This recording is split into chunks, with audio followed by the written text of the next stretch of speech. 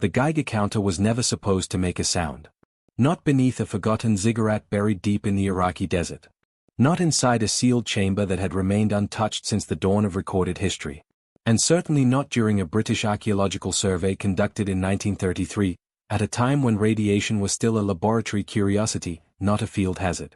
Yet in the suffocating darkness below that ancient structure, the device began to click. Slowly at first. Then faster. Then violently. Dr. Malcolm Campbell stopped moving. He had worked across Mesopotamia for more than 15 years, excavating temples, tombs, and administrative centers from the earliest known civilizations. He trusted instruments more than instinct, and the instrument in his hands was telling him something was profoundly wrong. Radiation. He moved the detector closer to the stone tablet resting on a carved pedestal at the center of the chamber. The clicking erupted into a frantic mechanical scream. He pulled back. The sound weakened. He leaned in again. It surged. "This can't be right," Campbell muttered, though the numbers on the dial were unambiguous. The tablet was emitting measurable radiation. Not contamination. Not environmental background noise. Active emission from a carved slab of stone that, according to British Museum expedition records, had been sealed in this chamber since approximately 2000 BC.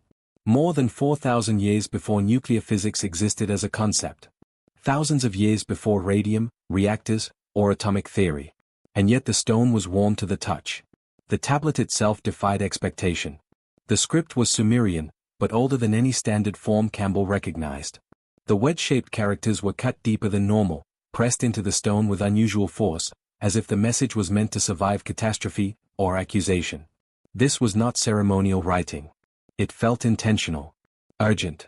Robert Wilson, the team's epigrapher, was translating by lamplight. Halfway through, his hands began to shake. "The day the sky bled fire," he read quietly. "The day Era's weapon consumed the cities of the plain. The day the breath of death came on the wind, unseen, killing those the flames did not take." The chamber fell silent. James Harrison, the expedition's photographer, had been documenting the walls when he lowered his camera. "Malcolm," he said, his voice controlled but strained. "You need to look at this." The stone walls were blackened, but not by soot or age. Their surface shimmered unnaturally, smooth and glass-like. Campbell recognized the texture immediately. Vitrification.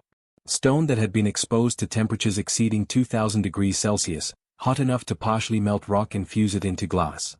There were no volcanoes anywhere near this site. There never had been. "What kind of fire does this to stone?" Harrison asked.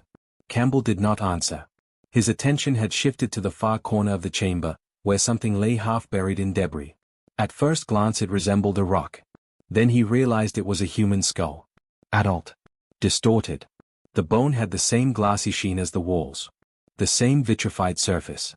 It looked as if it had been subjected to an instant flash of extreme heat, so intense that the calcium in the bone had begun to crystallize. Campbell lifted it carefully. It was still warm. 4,000 years old, and still retaining heat. No known ancient fire could do this. No funeral pyre, no oil flame, no metallurgical process available to Bronze Age societies could reach such temperatures, let alone deliver them in an instant. Campbell knew this. He had studied metalworking extensively. This was not ancient technology. It was something else. Behind him, Wilson continued translating. 7 cities received the fire. 7 cities where stone melted and air became poison. Survivors spoke of a light brighter than 1,000 suns. Of clouds that rose like mountains. Of black ash that fell for 7 days. Campbell set the skull down slowly. "We document everything," he said. "Every wall. Every tablet. Every fragment." He paused. "Because no one is going to accept this." He was right. Within 6 months, Robert Wilson would be dead, officially from a rare blood disorder. A year later, James Harrison would die in what authorities described as a traffic accident, despite unexplained mechanical anomalies. 18 months after the excavation, Dr. Malcolm Campbell would be found dead in his London apartment. The cause was ruled suicide. The tablets were listed as lost in transit. The photographs disappeared from institutional archives. The expedition notes were sealed, classified until 2035. But one item escaped. A single photograph, smuggled out before the files vanished. On its reverse side, written in uneven handwriting, were 3 words that would never be officially acknowledged. Sodom was real. If even part of that statement is true, then ancient history is not merely incomplete. It is wrong. Because it would mean that thousands of years ago, someone witnessed a force that modern humanity would not harness until the 20th century. And they wrote about it. If the chamber beneath the Mesopotamian ziggurat had been an isolated anomaly, it could have been dismissed. Archaeology has survived countless misinterpretations, contaminated sites, and overconfident theories. But history does not repeat the same mistake across continents unless something real is being remembered.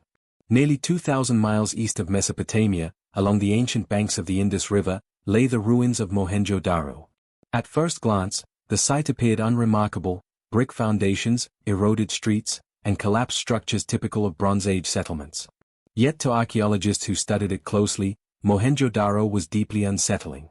It had once been one of the most advanced cities of its era, complete with standardized construction, complex drainage systems, and careful urban planning. And then, without warning, it was abandoned. Not gradually. Not after invasion. Not after famine. Suddenly. When British and Indian archaeologists excavated the city in the early 20th century, they encountered evidence that did not fit any known pattern of collapse. Human skeletons were discovered scattered throughout the streets. Not buried. Not arranged. Simply fallen where they stood, as if life had ended mid-motion. Some lay face down in alleyways. Others were found collapsed against walls. One skeleton appeared to have fallen while shielding its face with raised arms. There were no weapons. No signs of battle. No mass graves. No defensive wounds. They had not died fighting. They had died instantly. More troubling details emerged during laboratory analysis. Several skeletons exhibited radiation levels significantly higher than normal background exposure. Not immediately lethal by modern standards, but abnormal enough to raise concern. At the time, radiation science was still in its infancy, and these findings were cautiously recorded, then quietly set aside. The anomalies did not stop with the bodies. Sections of Mohenjo-Daro's brickwork showed signs of partial vitrification. Individual bricks appeared fused together. Surfaces were warped and glazed, as if briefly exposed to extreme heat before cooling rapidly. The temperatures required to produce such effects far exceeded those generated by urban fires, earthquakes, or industrial kilns. Skeptical explanations followed. Lightning strikes. Localized conflagrations. Accidental industrial overheating. Each theory failed to account for the full pattern. Lightning does not melt stone across multiple city blocks. Kilns do not vitrify streets. And accidental fires do not leave human bodies frozen in place without widespread burn trauma. Still, no official conclusion was reached. The findings were categorized as unresolved anomalies and filed away, inconvenient and unexplained. What transformed Mohenjo-Daro from a curiosity into a serious problem was how closely its evidence mirrored discoveries from Mesopotamia. The same indicators appeared again: sudden death, extreme heat, radiation, and the absence of conventional destruction. Different continents. Different cultures. The same fingerprints. By the mid-20th century, a small number of physicists began examining these patterns through a modern lens. When the damage distribution at Mohenjo-Daro was mapped mathematically, it resembled a low-yield atmospheric detonation. Not a ground impact. Not a meteor. An airburst, releasing intense heat and radiation outward before dissipating. The kind of event that leaves buildings standing but kills living tissue instantly. This comparison was never intended for public attention. It circulated quietly in private correspondence and unpublished notes, framed in careful language that avoided sensational terms. No one said nuclear. Instead, they spoke of unknown high-energy events and anomalous thermal exposure. The implications, however, were unmistakable.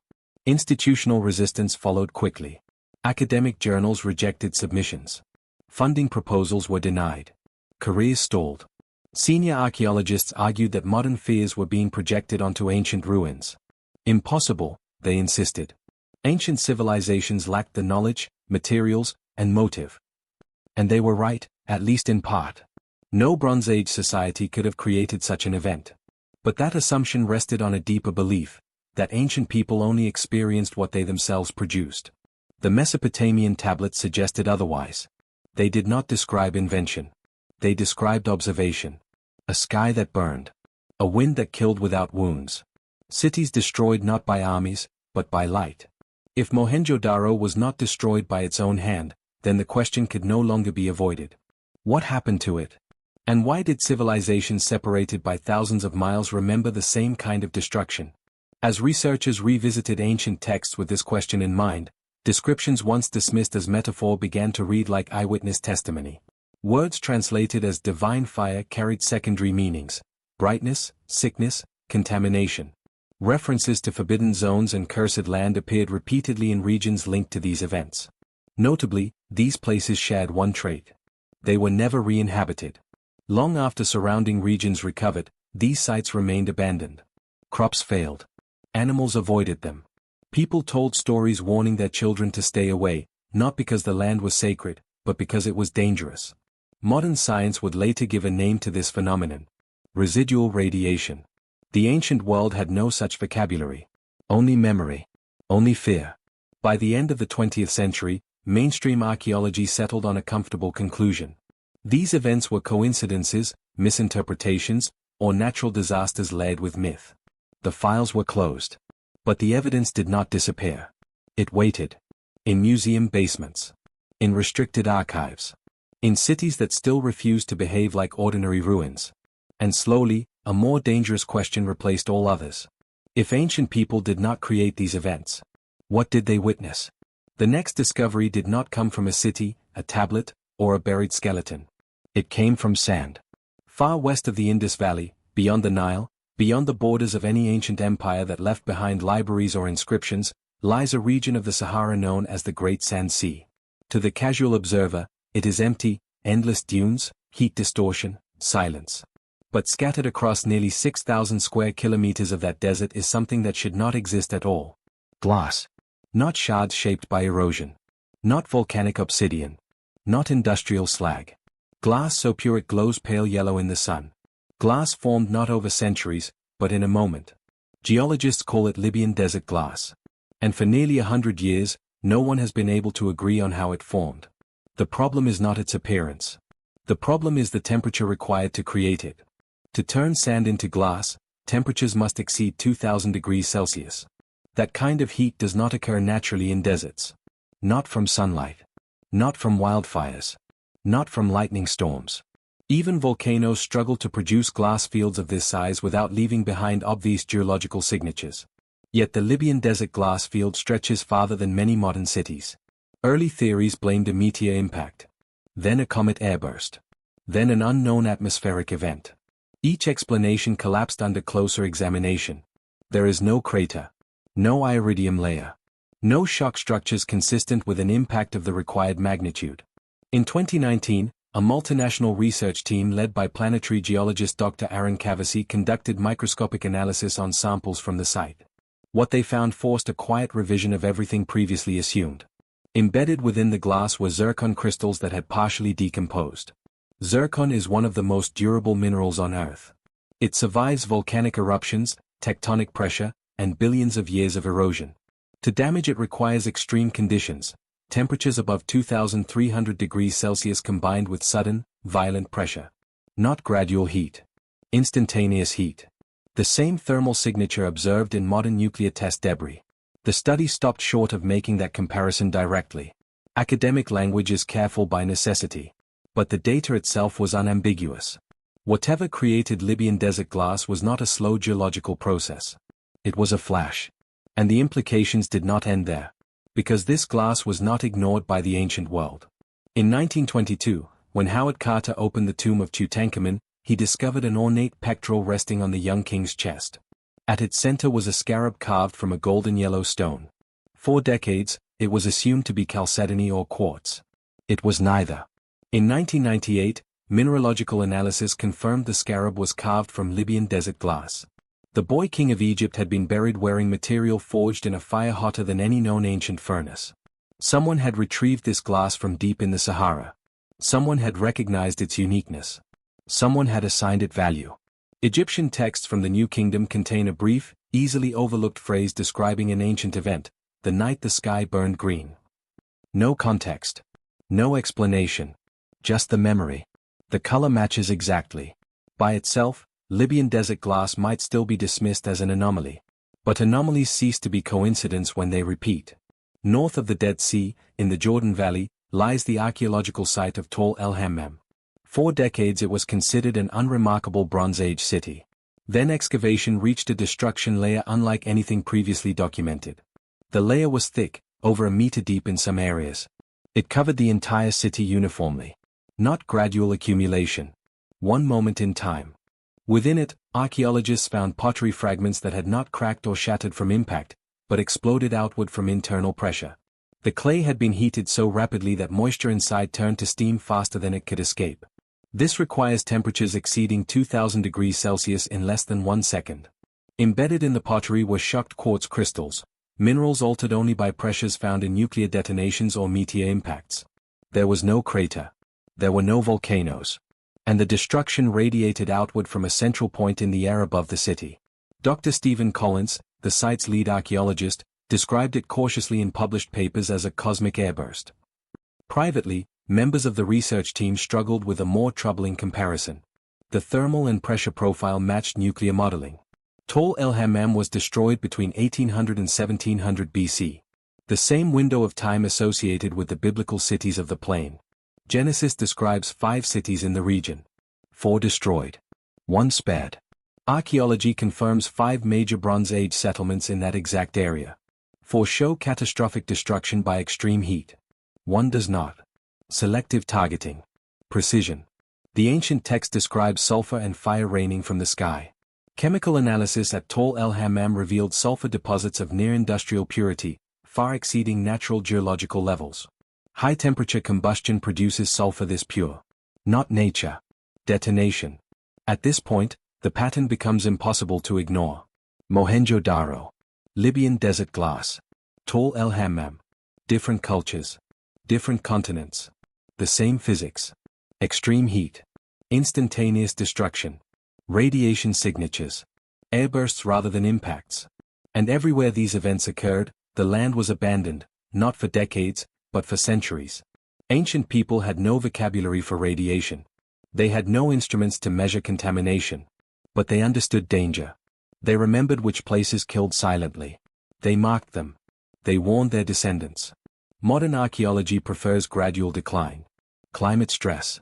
Invasion. Economic collapse. These explanations preserve the assumption that the ancient world was fragile but familiar.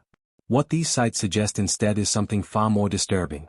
Ancient civilizations did not invent this force. They survived it. And they wrote about it in the only language available to them. Fire from heaven. Poisoned air. Light brighter than the sun. Not metaphor. Memory.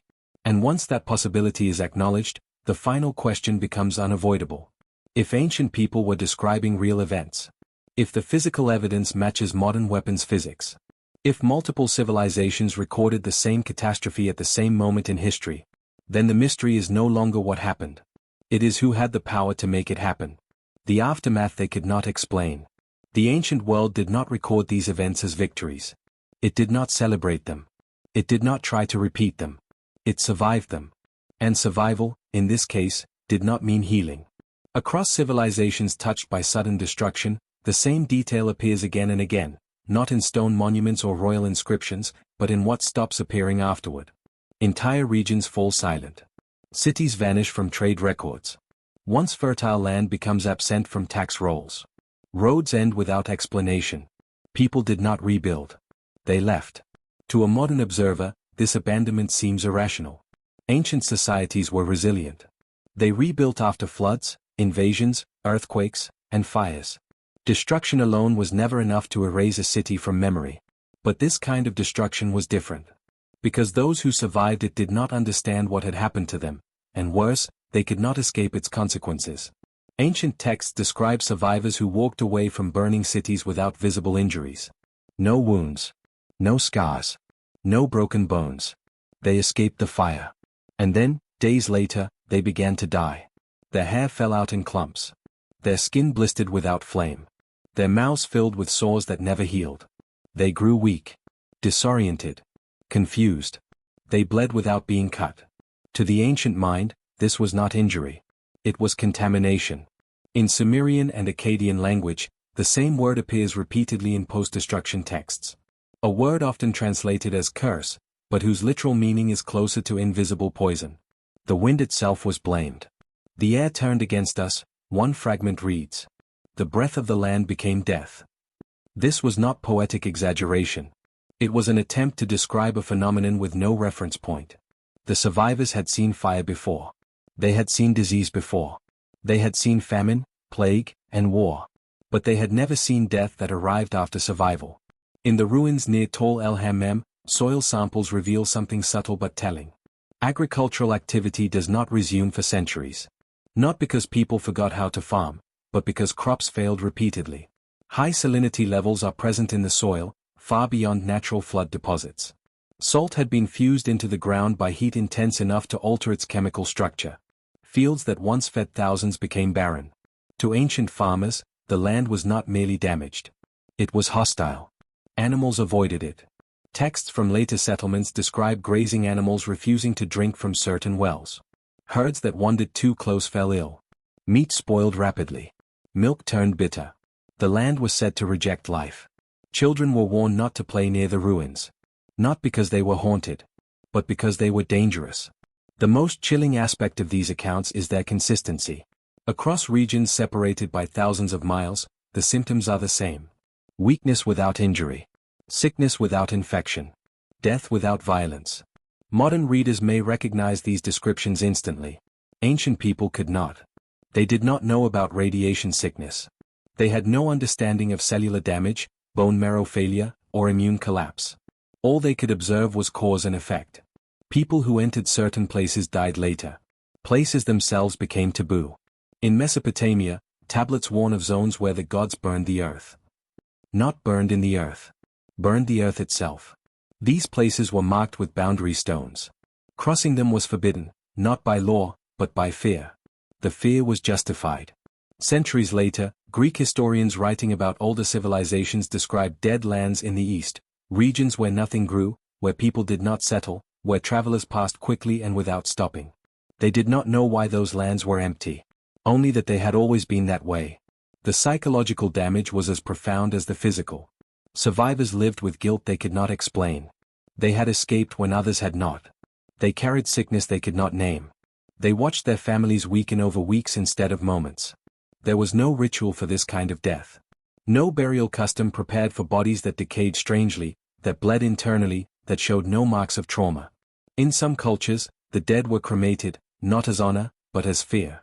Fire, which had destroyed the cities, was now believed to be the only force capable of preventing whatever sickness lingered in the bodies from spreading. This belief persisted for generations. Not because it was scientifically accurate, but because it was learned through suffering. The ancient world encoded these lessons into story. Not to explain what happened, but to ensure it never happened again. Warnings replaced explanations. Myths replaced data. Do not go there. Do not disturb the ground. Do not drink the water. These were not superstitions. They were survival protocols. By the time later civilizations encountered these ruins, the original events were already ancient history. But the fear remained intact. Places of sudden destruction became associated with divine punishment, not because people believed the gods were cruel, but because nothing else made sense. No enemy could be blamed. No army had arrived. No natural disaster behaved this way. Only something from above. Something unseen. Something that left no visible wounds, but killed all the same. This is why ancient accounts focus less on the explosion and more on the aftermath. The fire was terrifying, but brief. The sickness was slow. And it taught a lesson far more enduring than fear of flame. Some forces cannot be fought. Some knowledge cannot be unlearned. And some places, once touched, can never be trusted again. By the time memory turned into myth, the original witnesses were long gone. But their warnings survived them. Because the land itself continued to prove them right. When memory became testimony, the ancient texts do not speak with one voice. They never did. That is the first detail modern readers often miss. What survives from the ancient world is not a single explanation, but fragments, written by different hands, in different places, at different times. And yet, across those distances, the same fear echoes through the language. Not certainty. Fear. In Sumerian tablets recovered from southern Mesopotamia, there are passages scholars long dismissed as ritual exaggeration. Lines describing divine punishment, cosmic anger, celestial fire. Familiar motifs. Easy to categorize. Until the metaphors were read more carefully. One tablet describes a city that did not fall, but was emptied. Another speaks of people who escaped the blast, only to wither afterward. The phrasing is awkward, almost clumsy, as if the writer struggled to explain something that did not fit existing words. This is not how myths usually behave. Myths are polished, symbolic, repeated with confidence. These passages are uncertain. They hesitate. In the Epic of Era, a lesser-known Akkadian text, destruction is not heroic. It is chaotic. The gods themselves appear confused by the outcome of their actions. Cities are ruined too completely. Land is damaged beyond intention. One line stands out for its discomfort. The weapon was loosed, and the land cried out. Weapons in ancient epics are usually celebrated, named, revered. This one is not. It is treated as a mistake. Another text describes survivors wandering through ruins, unable to recognize familiar streets. Not because the buildings were gone, but because they were still standing, altered in ways the mind could not reconcile. Walls without scorch marks. Streets without bodies. Silence without explanation. This is where interpretation becomes dangerous. Because at this point, the temptation is to read modern knowledge backward into ancient language. And scholars know this. That is why mainstream archaeology resists these interpretations, not out of ignorance, but caution. The risk of projection is real. Not every mention of fire is an explosion. Not every curse is contamination. So the question becomes narrower. Not what does this remind us of? But what were they trying to describe? In several tablets, the same pattern appears. The event itself is brief. Almost secondary. The focus shifts immediately to what follows. The sickness. The exile. The fear of return. One Sumerian account describes priests arguing over whether a city should ever be rebuilt. The debate is not moral. It is practical. The land, they argue, is no longer trustworthy. This is a striking departure from normal religious thinking. Sacred land is usually reclaimed. Here, it is avoided. In later Assyrian records, certain regions are described as places of no oath. Soldiers are warned not to camp there. Not because of enemies, but because prolonged presence brings illness.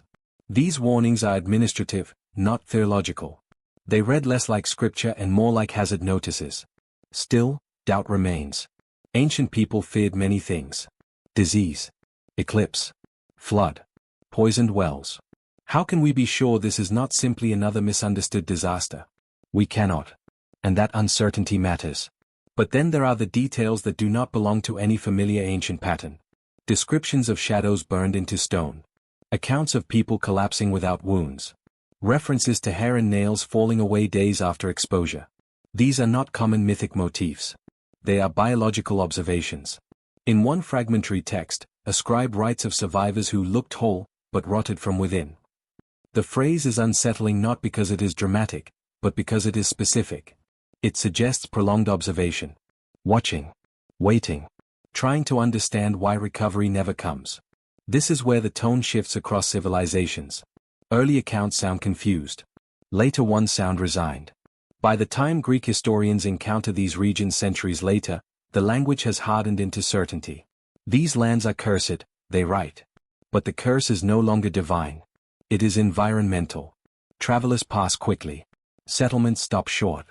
Maps show blank spaces where cities once stood. The original event has faded. The consequence has not. What is often overlooked is how conservative ancient record-keeping actually was. Scribes copied texts precisely. Errors were preserved alongside truths.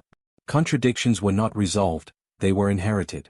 Which means when a description survives despite making little sense within its own worldview, it is usually because it could not be removed. It was remembered because it happened. Not because it was understood. And yet, even here, restraint is necessary. These texts do not prove intent. They do not prove technology. They do not prove knowledge. What they suggest, quietly, persistently, is exposure. Ancient people describing something they did not create, could not control, and never attempted to replicate. This distinction is critical. Because invention invites pride. Observation invites fear. And fear is what dominates these accounts. Fear of land. Fear of air. Fear of returning. The writers do not claim mastery. They claim survival. By the time myth overtakes memory, the original witnesses are gone. But their confusion remains embedded in the language, fossilized in clay and stone. We are not reading prophecy. We are reading aftermath reports written by people without the tools to explain what they saw. And that raises a final, uncomfortable thought. If these texts are records of exposure rather than invention, then the most important question is not what ancient people knew. It is what they endured. When fear learned to survive. Long after the witnesses were gone, the fear remained. It did not survive as history. It survived as behavior. Children were not told what had happened. They were told where not to go. Paths that once led to cities were left untended. Stones shifted. Weeds swallowed road markers. A traveler could walk for days and never realize he was skirting the edge of a place people once lived. No signs warned him. Only absence. In later generations, no one remembered why certain lands were avoided. They only knew that stopping there felt wrong. Camps were pitched farther away. Wells were dug elsewhere. Fires burned low and briefly, as if even light should not linger too long. Fear had become instinct. In some regions, this instinct took ritual form. Communities performed cleansing ceremonies before crossing certain boundaries. They washed their hands. Changed clothing. Left offerings behind, not for gods, but for safety. The act mattered more than the meaning. Anthropologists would later call this superstition. The people living it called it caution. One recurring image appears across cultures: land that looks normal, but feels wrong. Birds avoid it. Insects are quiet. Sound behaves strangely. Travelers describe headaches, nausea, a pressure behind the eyes. They do not stay. No disaster is visible. That is what makes it frightening. In oral traditions passed down centuries after the original events, the details blur, but the warning sharpens. Stories stop naming places and start describing sensations. The ground bites. The wind steals strength. The silence watches. These are not metaphors meant to impress. They are instructions meant to prevent curiosity. In some societies, elders deliberately altered stories over time. The truth was not softened, it was exaggerated. Monsters were added. Gods were blamed. The goal was not accuracy. The goal was compliance. Because the real danger was subtle. A curious child. A careless traveler. A settlement pushed just a little too close. Fear, when it works, does not need explanation. It only needs repetition. Archaeological patterns reflect this inheritance. Zones once abandoned remain empty long after surrounding regions recover. Population maps show strange negative spaces, areas bypass generation after generation. No king claims them. No empire settles them. No conquest fills them. They are not valuable enough to fight over. They are not safe enough to inhabit. By the time writing returns to these regions, the original catastrophe has faded into myth. But behavior remains unchanged. Farmers stop short. Shepherds turn back. Roads curve. Civilization bends around something it no longer understands. This is how memory survives catastrophe. Not as dates or explanations, but as avoidance. Psychologically, this kind of inherited fear is powerful. It does not rely on belief. It relies on trust. Children trust elders. Communities trust tradition. When enough people agree that a place is wrong, no one needs proof. And so the danger persists, unchallenged. In rare cases, curiosity breaks through. A ruler orders land reclaimed. A settlement pushes forward. Wells are reopened. Fields are planted. And then the sickness returns. Not dramatically. Not all at once. Slowly. Animals first. Then crops. Then people. The records of these failures are sparse. Often erased. Sometimes reinterpreted as punishment for disobedience. But the result is consistent. The land is abandoned again. Each failed return reinforces the lesson. Do not go back. Over centuries, the emotional charge drains away. What remains is habit. An inherited flinch. A quiet discomfort no one questions. Modern observers underestimate this kind of continuity. We expect memory to fade quickly without written records. But fear does not require literacy. It only requires survival. Even today, remnants of these instincts persist. There are regions people avoid without clear reason. Places described as unlucky, unhealthy, or wrong. When investigated, some of them align disturbingly well with ancient exclusion zones. Not all. But enough to notice. By now, the original witnesses are beyond recovery. Their names are gone. Their explanations incomplete. But their influence still shapes human movement thousands of years later. That is the most unsettling legacy of all. Not that something terrible happened. but that it happened so completely that it trained fear itself to endure. Civilizations rose and fell. Languages changed. Religions replaced one another. And still, the land remembered. It remembered through absence. Through hesitation. Through stories designed not to inform, but to stop questions before they were asked. By the end of Part 3, one truth becomes unavoidable. Ancient people did not just record a catastrophe. They reorganized their world around it. And whatever they encountered was dangerous enough that memory alone was not trusted. Only fear was. Searching for the cause. For centuries, the question was never what happened. The evidence of damage was visible everywhere. Broken cities, abandoned land, interrupted civilizations.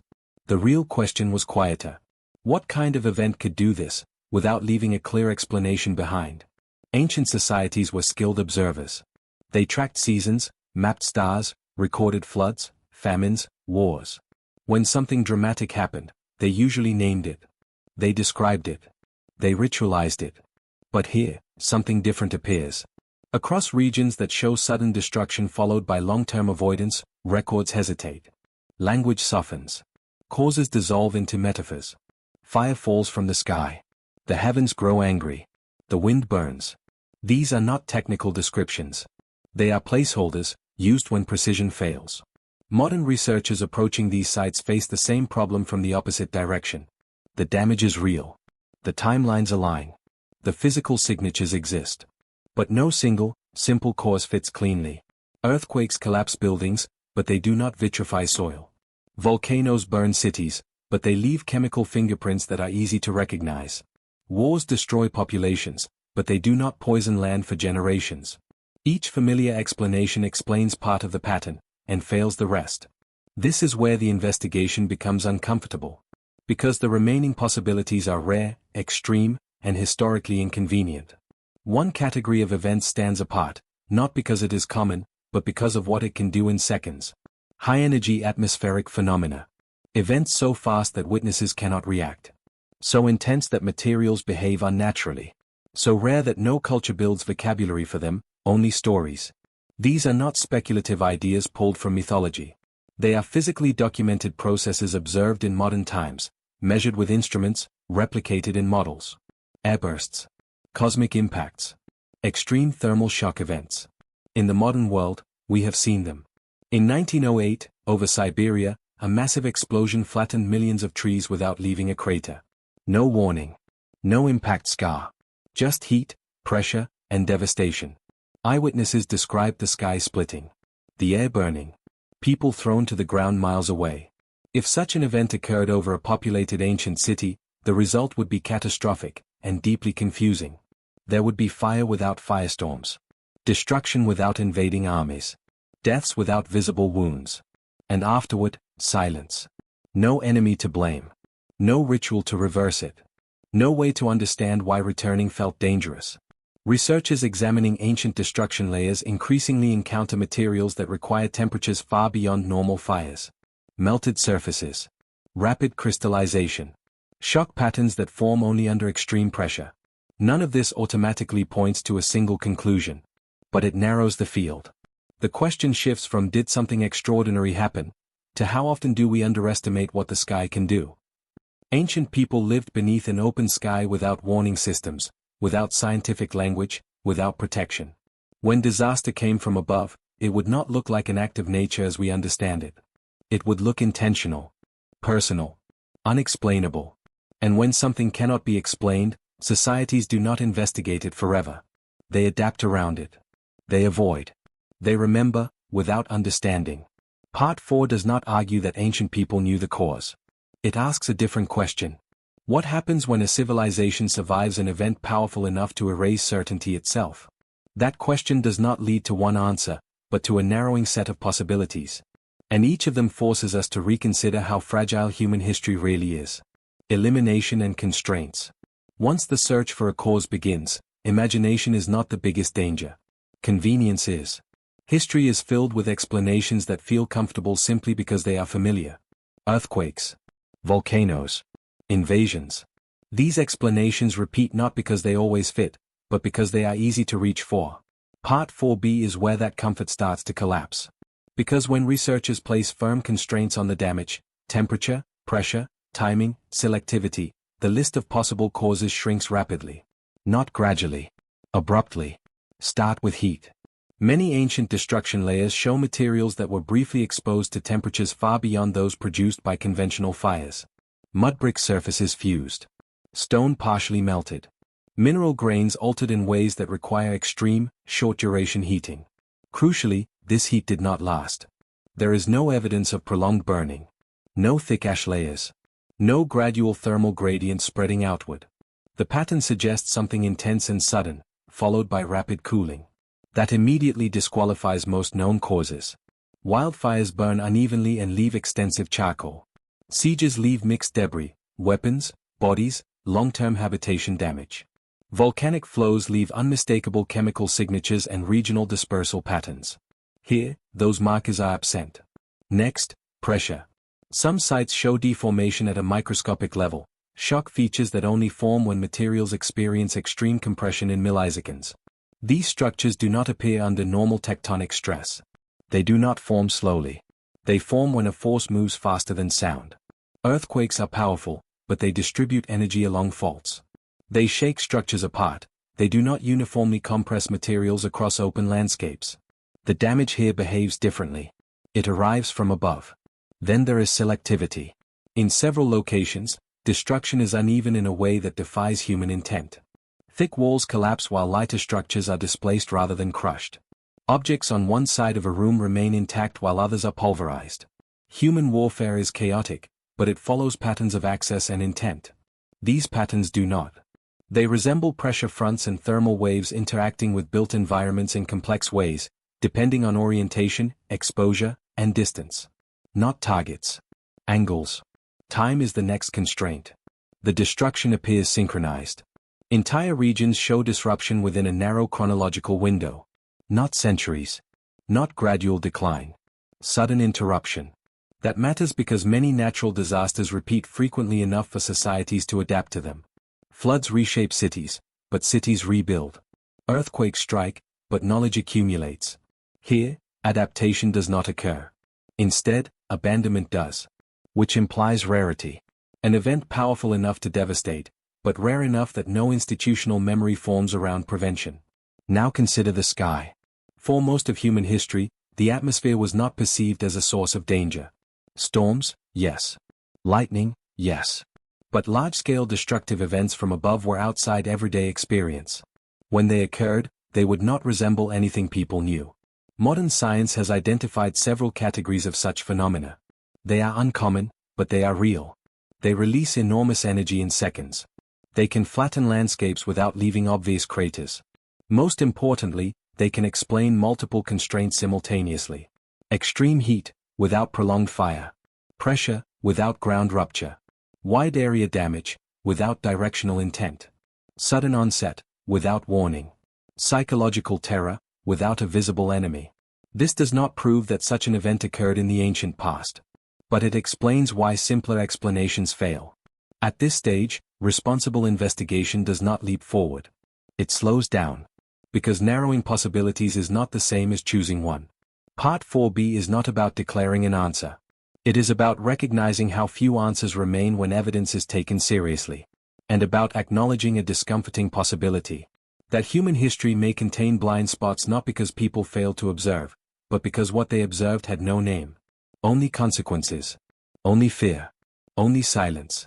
Comparative cases and the problem of probability. By the time investigators reach this stage, the question has changed. It is no longer what could have happened. It becomes something more uncomfortable. How often do we assume that rare events do not belong in history, simply because they are rare? Human reasoning is poorly equipped to handle low-frequency, high-impact phenomena. We understand repetition. We understand cycles. Floods come back. Droughts return. Earthquakes strike familiar fault lines. But events that happen once in many centuries do not feel historical. They feel hypothetical. And yet, the physical universe does not organize itself around human intuition. The illusion of impossibility. Modern people often treat extreme events as statistical curiosities. Something that might happen someday, but not something that did happen before records became detailed. This creates a psychological blind spot. If an event is rare enough that no living culture remembers it clearly, it is quietly excluded from explanations. Not because evidence contradicts it, but because imagination resists it. Ancient societies, however, did not experience history as a smooth continuum. Their timelines were punctuated by long stretches of stability, and then, abruptly, by disruption. What matters is not how often an event happens globally. What matters is how often it happens somewhere.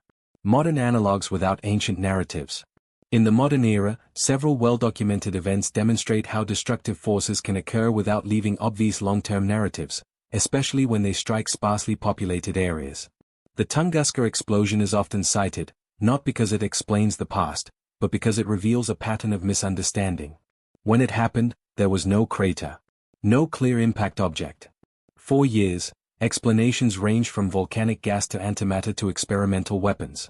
Only later did scientific consensus converge. The important detail is not the cause. It is the confusion. Even with instruments, global communication, and modern science, the event resisted explanation for decades. Now imagine a similar phenomenon occurring thousands of years earlier, over a populated region, without instruments, without shared scientific language, without a framework to classify what had occurred. What would survive? Not measurements. Not mechanisms. Consequences. Fear. Avoidance. The probability trap. Critics often dismiss extreme explanations by appealing to probability. This kind of event is too rare, they say. But rarity does not mean impossibility. It means poor distribution across time. If an event happens once every 1,000 years somewhere on Earth, it is inevitable across the span of civilization. The longer history stretches, the more likely it becomes. Probability accumulates. And ancient history is long. Comparative case patterns. Across multiple sites, investigators notice repeating patterns rather than repeating causes. These patterns include sudden destruction without siege evidence, high temperatures without sustained fire, pressure effects without tectonic displacement, immediate abandonment followed by long-term avoidance, cultural memory encoded as taboo rather than explanation. These features appear independently across regions with no contact. That matters. Independent convergence suggests underlying physical processes rather than shared mythology. Why the sky remains the least understood variable. The sky appears empty, until it is not. Historically, the atmosphere was treated as background, not as an active participant in catastrophe. Large-scale energy releases from above do not repeat seasonally. They do not announce themselves. They do not feel natural. When they occur, they feel intentional. Survival bias in the historical record. We study civilizations that recovered. We know far less about those that were interrupted beyond repair. A sufficiently destructive event removes a society from the historical sample entirely. Languages disappear. Lineages end. Memory breaks. What remains are gaps. Definitive proof and its absence. Events lasting seconds leave chaotic signatures. Heat spikes alter materials unevenly. Pressure waves behave unpredictably. Chemical traces fade. Archaeology reconstructs fragments, not moments. This is not a failure of science. It is a limitation of evidence. History is what survived. History is not a record of everything that happened. It is a record of what endured. Events that cannot be integrated into memory become absences. They bend behavior. They shape movement. They leave negative space. Part 4 ends without an answer for a reason. Because the most unsettling possibility is not misunderstanding. It is understanding enough to fear, and allowing that fear to outlive explanation. It maintains the same intellectual framing, tone, and safety discipline, while deepening examples, transitions, and internal logic to meet the required volume and pacing. Civilizations rarely collapse because they lack knowledge. They collapse because they trust the wrong kind of knowledge. The danger is not ignorance. It is confidence. Confidence that systems are complete. Confidence that categories are sufficient. Confidence that what has been named has been understood. Modern societies are surrounded by information. Charts, models, forecasts, alerts. Layers of abstraction stacked on top of one another, each designed to reduce uncertainty. But reduction is not the same as comprehension. The more complex a system becomes, the more pressure it feels to resolve ambiguity quickly. Uncertainty becomes inefficiency. Questions become friction. And rare events, by definition, resist simplification. They do not repeat on schedule. They do not arrive with labels. They do not respect institutional timelines. Instead, they arrive quietly, outside expectation, beyond precedent. And when they do, the first failure is not technological. It is cognitive. Human systems are built on pattern recognition. They work by assuming tomorrow will resemble yesterday. This assumption is not foolish. It is necessary. Without it, planning becomes impossible. But the assumption carries a hidden cost. Anything that violates historical frequency is treated as irrelevant. Rarity is mistaken for impossibility. Absence is mistaken for safety. This is not a flaw in intelligence. It is a feature of survival. The mind evolved to prioritize the common, not the catastrophic.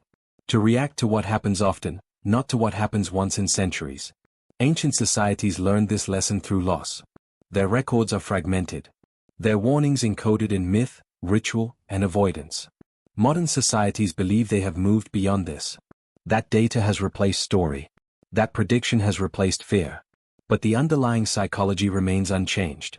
Systems do not fail because warnings are missing. They fail because warnings do not fit. Modern risk models depend on historical datasets. But rare events distort datasets. They appear as outliers. They are smoothed, averaged, or excluded. What cannot be modeled comfortably is deferred. The result is a subtle form of blindness. Not ignorance, but misalignment. The system sees, but does not recognize. This is the recognition lag. The delay between signal and meaning. Between anomaly and response. By the time certainty arrives, adaptation becomes damage control. Efficiency compounds this problem. Highly optimized systems are brittle. They trade redundancy for speed. They assume continuity. When disruption exceeds design limits, failure cascades. Not explosively. Quietly. One delay becomes another. One exception becomes normalized. Until the abnormal becomes invisible. This is how rare events erase themselves. Not through secrecy, but through normalization after the fact. History remembers outcomes. Not near misses. Not suppressed anomalies. Not warnings that arrive too early or too quietly. Survivorship bias edits the record. What remains is what endured. Not what nearly ended everything. Modern civilization prides itself on documentation. Sensors everywhere. Archives expanding endlessly. But documentation is not understanding. The ancient silence erased causes. The modern noise drowns them. Signals compete. Attention fragments. Urgency becomes a limited resource. When everything demands response, nothing feels exceptional. This is the paradox of preparedness. The more systems attempt to anticipate, the harder it becomes to recognize the truly unprecedented. The question is not whether rare events will occur. They will. The question is whether systems, designed for efficiency and frequency, can recognize the unfamiliar before consequence replaces choice. This is not a warning. It is an observation. History does not repeat. But behavior does. And behavior determines what survives. Civilizations do not fail at the moment of impact. They fail long before that, at the moment they decide what cannot happen. Every system, no matter how advanced, is built on assumptions. Those assumptions define what data matters, what signals are ignored, and what outcomes are considered impossible. This is not arrogance. It is efficiency. Modern societies optimize for patterns they understand. They reward predictability. They design institutions to handle repetition, not anomaly. And this is where vulnerability begins. Ancient cultures feared the unknown because it was visible. The sky was alive. The ground was unpredictable. Disaster did not need explanation to be respected. Modern cultures inverted this relationship. If something cannot be measured precisely, it is deprioritized. That if it cannot be modeled reliably, it is treated as noise. That if it occurs too rarely, it is categorized as irrelevant. Not because it is harmless, but because it is inconvenient. This creates a dangerous illusion, that absence of recent evidence equals absence of threat. Systems do not ask, what is possible? They ask, what has happened often enough to justify preparation? And history is filled with events that happened too rarely to shape policy, until they happened again. What makes rare events uniquely destructive is not their power, but the way they bypass expectation. A flood that happens every decade becomes infrastructure. A quake that returns every generation becomes memory. But an event that occurs once in many centuries becomes myth. And myths are not prepared for. They are archived. Modern risk assessment does not fail because it is unscientific. It fails because it is selective. Probability is not treated as a spectrum, it is treated as a filter. Below a certain threshold, risks are excluded entirely. Not mitigated, not monitored, excluded. This exclusion is not malicious. It is procedural. Budgets demand justification, policies demand precedent, institutions demand data density. Rare events provide none of these. They leave thin traces, ambiguous damage, incomplete records. They do not repeat on command, they do not conform to simulation timelines. So they are pushed to the margins, where responsibility dissolves. This is how civilizations become blind without realizing it. Not blind to danger, but blind to novelty. A system trained on the past will always underestimate futures that do not resemble it.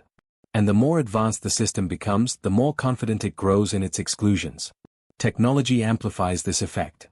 Senses do not expand perception, they narrow it. They see what they are calibrated to see, they ignore what falls outside predefined parameters. When an event does not trigger alarms, it is assumed to be non-existent. Not unrecognized, non-existent. This is a critical distinction. Ancient observers feared without certainty, modern observers dismiss with certainty. Confidence replaces caution. And when confidence is institutionalized, it becomes inertia. Warnings that do not fit models are reinterpreted. Anomalies are averaged out, outliers are smoothed away. Not because they are false, but because they are disruptive. Disruption threatens continuity, continuity is rewarded. This is why rare catastrophic events do not announce themselves as threats, they arrive as data artifacts, as errors, as noise. And noise is filtered. By the time patterns emerge, the event has already passed, leaving only consequences without explanation. Civilizations then do what they have always done. They document damage, they rebuild structures, they normalize absence. But they do not update imagination. The question is not whether systems fail. All systems fail. The question is how quietly. Because the most dangerous failures do not break machinery, they preserve it. They allow everything to function right up until the moment it no longer matters. There is a delay built into every system, not a technical delay, a psychological one. It is the space between detection and recognition. Data can exist without meaning, signals can appear without interpretation, warnings can surface without belief. This gap is not an accident. It is structural. Modern systems are designed to confirm, not to question themselves. They are optimized to reduce false alarms, not to catch unprecedented ones. Every alert is measured against history, every anomaly is compared to expectation, and when something does not resemble what came before, it enters a holding pattern. It waits. This waiting is often described as caution. In practice, it is hesitation disguised as rigor. Because recognition carries consequences. To acknowledge a novel threat is to admit uncertainty. To admit uncertainty is to destabilize confidence. And confidence is the currency upon which institutions operate. So recognition is delayed. Committees are formed, languages soften, terms like unlikely, unconfirmed, and insufficient evidence begin to dominate discourse. These words are not neutral, they are protective barriers. They protect systems from overreaction, but they also protect systems from adaptation. Ancient societies responded to threat with immediacy because delay offered no advantage. They lacked predictive power, but they compensated with responsiveness. Modern societies possess predictive tools, but those tools demand validation cycles. The paradox is subtle. The more data a system requires before acting, the less capable it becomes of responding to events that generate little data. Rare events do not produce clean datasets, they produce fragments. Scattered damage, isolated failures, inconsistent testimony. These fragments resist aggregation. And because they resist aggregation, they are treated as insufficient. This creates a dangerous feedback loop. Low-frequency events generate weak signals. Weak signals delay recognition. Delayed recognition ensures the event remains low frequency in records. The system never learns because learning is gated behind repetition. This is not a failure of intelligence. It is a failure of tempo. Systems move at the speed of consensus, catastrophes move at the speed of physics. Between those two speeds lies vulnerability. Recognition lag is not measured in seconds or days. It is measured in procedural cycles.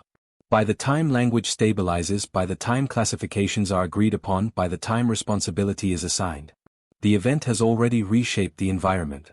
Only then does analysis begin. And analysis always looks backward. Post-event clarity creates the illusion that foresight was possible. But foresight is not what systems are trained to do.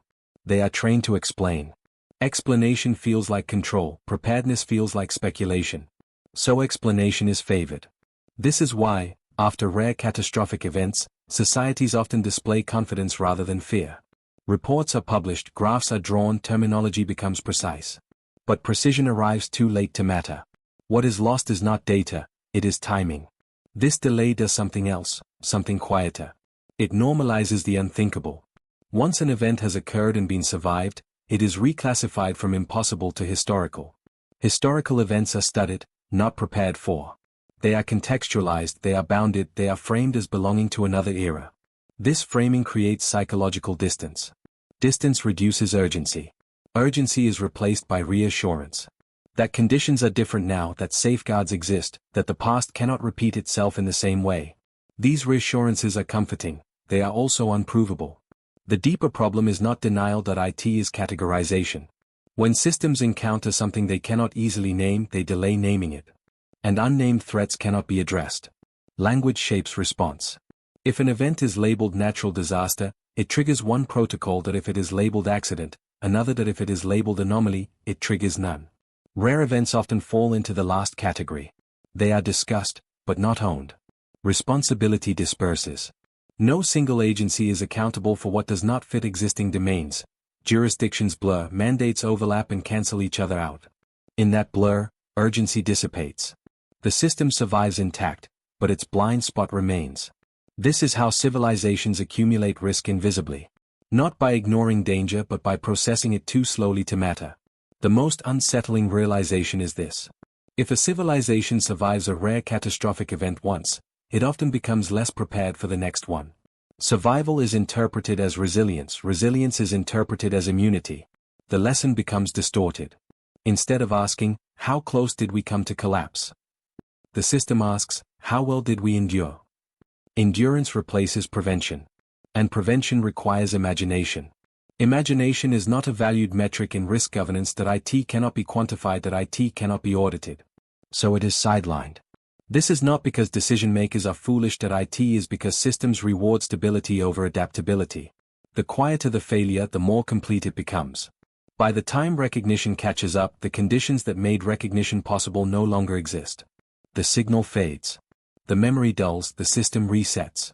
Until something else arrives, unfamiliar, unmodeled, and once again, inconvenient. History does not record near-misses. It records outcomes. Civilizations remember collapse, they do not remember how close collapse came. This creates a distortion so deep that it reshapes identity. When a society survives an extreme event, the story that remains is not one of vulnerability, it is one of strength. Survival becomes evidence of robustness. Adaptation is mistaken for preparedness. But survival is often accidental. Many civilizations did not endure because they understood the threat, they endured because the threat did not fully complete its trajectory. A shift in wind. A slight difference in angle. A margin of distance.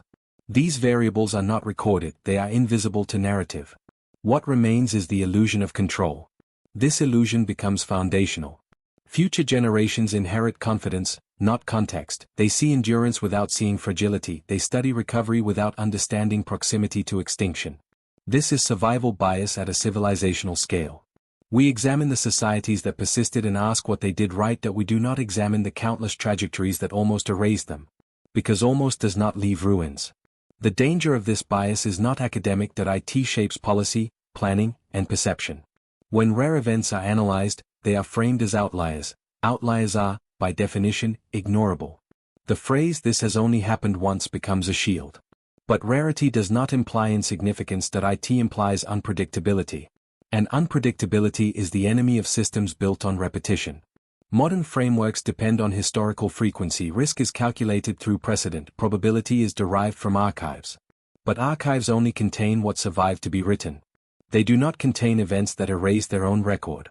This absence is interpreted as safety. Silence becomes evidence. This is the most dangerous conclusion a system can reach.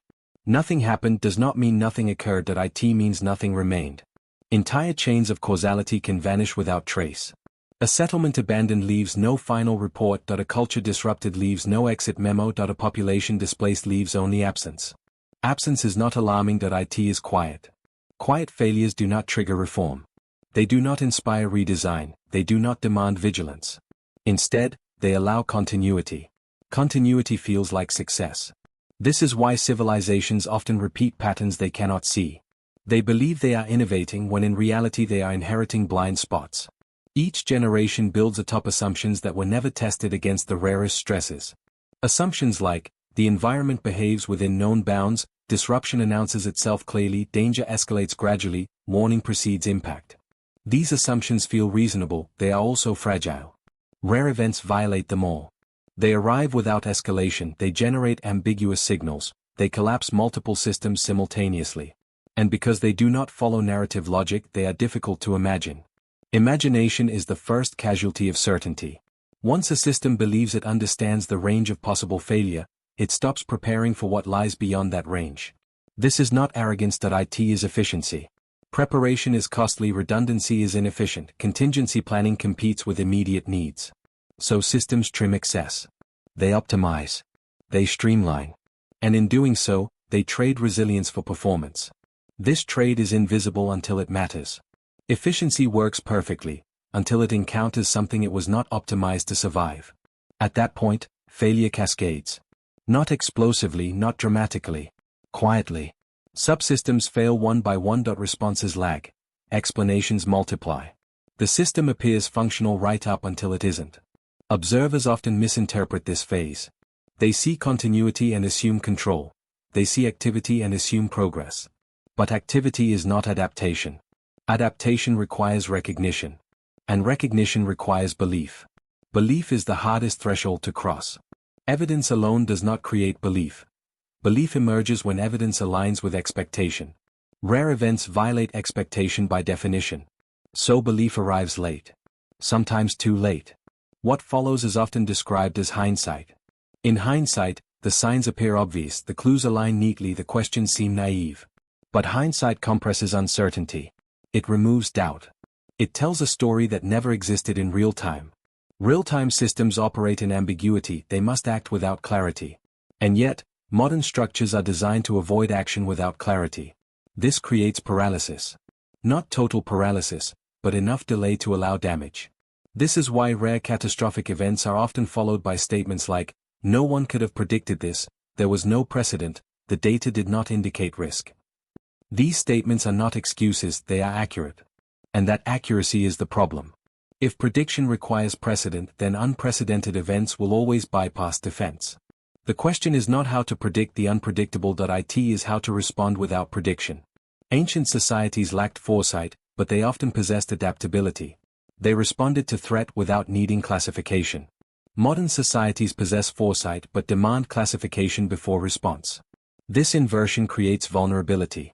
The more advanced a system becomes, the more it depends on prior knowledge. And the more it depends on prior knowledge, the more it is exposed to events that rewrite that knowledge. This is the paradox at the heart of modern resilience. The systems most capable of surviving known risks are often the least capable of responding to unknown ones. And the unknown is not rare in the universe. It is the default state. Civilizations exist on narrow islands of predictability, beyond them lies complexity. When something crosses from that complexity into lived reality, it does not arrive as a lesson. It arrives as disruption. Whether that disruption becomes catastrophe depends not on technology but on humility. The humility to act without certainty, the humility to treat absence as warning, the humility to imagine failure where history shows survival. Most systems are not built for humility. They are built for confidence. And confidence, when misplaced, is not loud. It is quiet. Complexity is often mistaken for control. As systems grow, they accumulate layers. Each layer is designed to solve a specific problem. Each solution adds safeguards, protocols, redundancies. From the outside, this appears robust. From the inside, it becomes fragile. Because layered systems do not fail all at once, they fail in sequence. One layer compensates for another, then another compensates for that. For a while, the system appears stable. But this stability is deceptive. Each compensating layer masks the failure beneath it. Signals are absorbed, redirected, normalized. By the time disruption reaches the surface, it has already passed through too many filters. Warnings arrive late, responses arrive incomplete, responsibility diffuses. No single component believes the failure is its own. This is not negligence. It is design. Modern systems prioritize compartmentalization, tasks are distributed, authority is segmented. Decision-making is localized. This improves efficiency under normal conditions. Under rare stress, it creates fragmentation. No part sees the whole, and no part owns the outcome. Each unit waits for confirmation from another. Each delay is rational. Collectively, they become catastrophic. This is how complex systems collapse without dramatic moments. There is no single point of failure, only a sequence of small, defensible decisions. Each choice makes sense in isolation. Together, they erase the margin of survival. Redundancy is meant to prevent this. But redundancy is often misunderstood. True redundancy is not duplication. It is independence. Most modern redundancies are not independent. They share assumptions, inputs, and timing. They fail together. A backup system that relies on the same data is not a backup. It is a mirror. A contingency plan that activates on the same trigger will activate too late. This is why cascading failure is so difficult to stop. By the time redundancy engages, the conditions that invalidate the primary system have already invalidated the backup. What remains is escalation without leverage. Ancient societies did not have redundancy in this sense. They had flexibility. They shifted behavior quickly. They abandoned systems without needing formal transition. Modern societies struggle with abandonment. Infrastructure is fixed, institutions are entrenched, processes are codified. Changing course requires justification. Justification requires evidence. Evidence requires time. Time is the one variable rare events do not grant. This is why early responses are often conservative. Systems hesitate to overreact. Overreaction is punished. Underreaction is excused. False alarms damage credibility. Missed signals are rationalized. So systems learn caution, not agility. Caution feels responsible. Agility feels reckless. But in rare event scenarios, recklessness may be the only form of survival. This creates a moral tension. Decision makers are asked to act before certainty, before consensus, before validation. If they act and nothing happens, they are blamed. If they hesitate and catastrophe unfolds, they are forgiven by history. History rarely assigns fault to inaction. It records what happened, not what could have been prevented. This asymmetry shapes behavior. Over time, institutions evolve to minimize visible error, not invisible risk. They protect reputation rather than resilience. This is why warnings are softened, why language is cautious, why probability is emphasized over impact. Unlikely becomes reassuring, even when consequences are extreme. But probability without context is misleading. An event that is unlikely on a yearly scale may be inevitable on a civilizational one. Human systems are not designed to think in centuries, they are designed to manage quarters, cycles, terms. Rare events operate outside these windows. They exploit the gap between short-term stability and long-term vulnerability.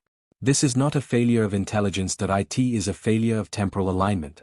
Civilizations think locally in time, catastrophes operate globally across it.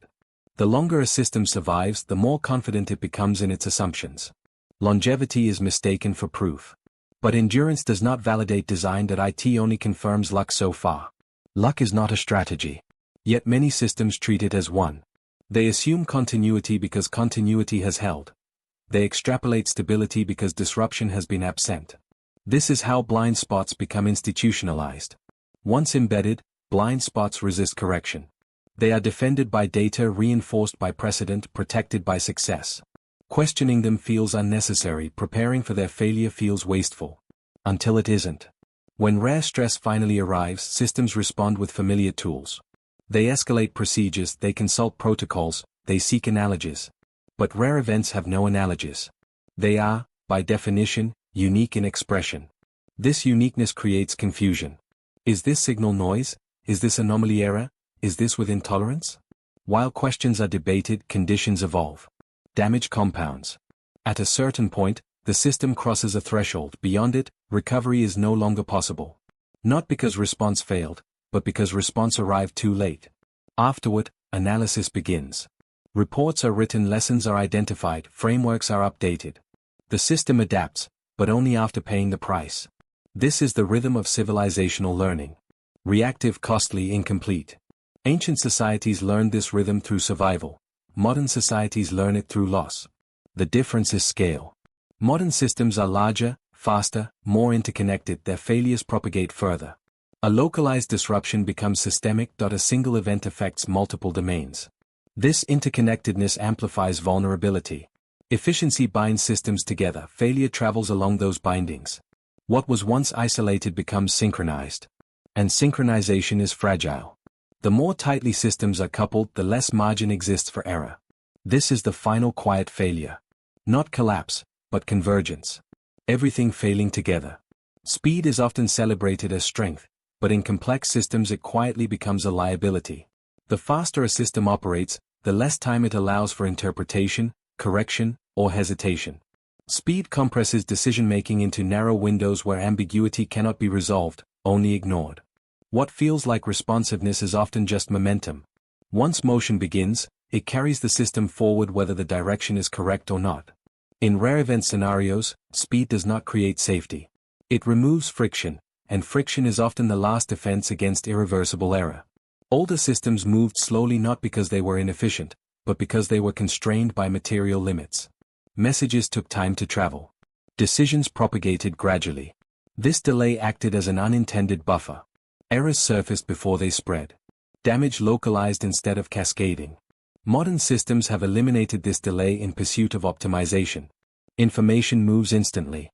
Responses trigger automatically. Dependencies activate simultaneously. The system reacts faster than it can understand what it is reacting to.